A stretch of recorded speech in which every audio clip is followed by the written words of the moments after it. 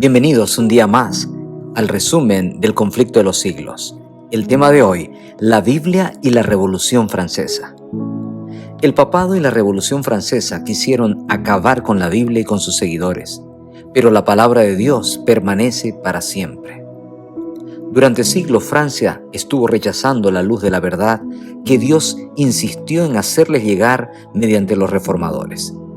Este rechazo sistemático y radical de la verdad tuvo como consecuencia un fruto que todo el mundo pudo palpar.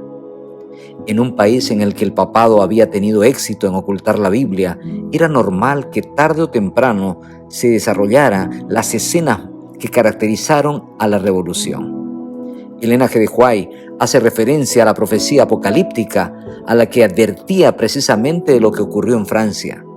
Apocalipsis afirma que la bestia del abismo haría la guerra a los dos testigos, a quienes se identifica como el Antiguo y el Nuevo Testamento. En ningún otro país como la Francia revolucionaria se desarrolló más impresionantemente el espíritu de enemistad contra Cristo. Hugonotes y albigenses fueron masacrados de forma continua durante siglos. Se menciona la matanza de San Bartolomé y Elena G. de White comenta: el mundo aún se estremece horrorizado al recordar las escenas de esa carnicería, la más vil y alevosa que se registra. Miles de protestantes fueron arrastrados fuera de sus hogares y asesinados a sangre fría. Esta masacre duró 7 días y desde Roma se percibía con regocijo lo acontecido en Francia, declarándolo: ese día tan pleno de felicidad y gozo, cuando el Santísimo Padre recibió la noticia y se encaminó en solemne comitiva para dar gracias a Dios y a San Luis.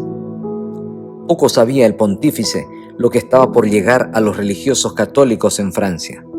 La bestia del abismo, o poder ateo, gobernó Francia durante la Revolución y el reinado del terror.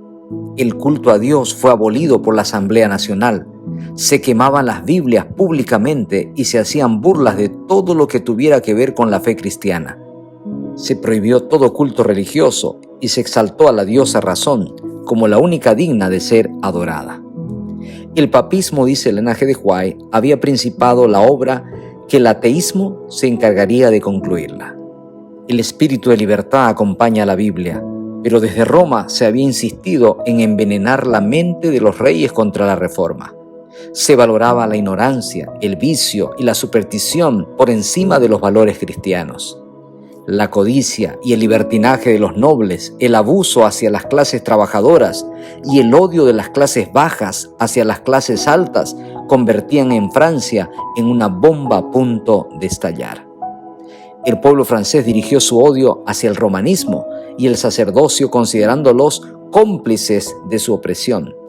Habían distorsionado a Dios y ahora el pueblo francés no solo rechazaba la idea de Dios que se le había presentado durante siglos, sino que rechazaba frontalmente a la Iglesia de Dios.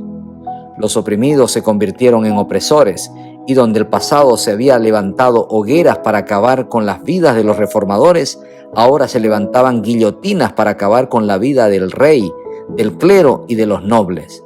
En apenas 10 días murieron miles de personas. No cabe duda que Satanás es astuto, pero Dios es más poderoso. Elena G. de White afirma: cuando un disfraz del error ha sido descubierto, Satanás le da otro, y la gente la saluda con el mismo entusiasmo con que acogió el anterior. Cuando el pueblo descubrió que el romanismo era un engaño, y él, Satanás, ya no podía conseguir por ese medio que violase la ley de Dios, optó entonces por hacerle creer que todas las religiones eran engañosas y que la Biblia era una fábula. Y arrojando lejos de sí los estatutos divinos, se entregó a una iniquidad desenfrenada. Así es el enemigo, astuto y estratega, pero Dios es más poderoso que él. Se quiso acabar con la palabra de Dios, pero la Biblia permanece para siempre.